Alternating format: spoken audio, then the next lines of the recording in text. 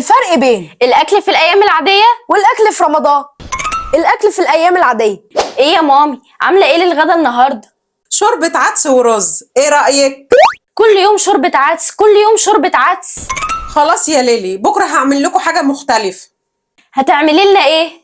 رز وشوربة عدس. الاكل في رمضان. ايه يا مامي، عامله ايه على الفطار؟ محشي ورق عنب وفراخ محمرة وملوخية. كل يوم فراخ، كل يوم لحمه. ما تعملي لنا حاجه مختلفه بقى يا مامي، ما تعملي لنا شوربه عدس. عدس؟ عدس ايه يا احمد في الصيام؟ يا مامي تغيير، احنا زهقنا من الفراخ واللحمه والبط والملوخيه. ايوه صحيح فكرتني، بكرة ان شاء الله هعمل لكم بط.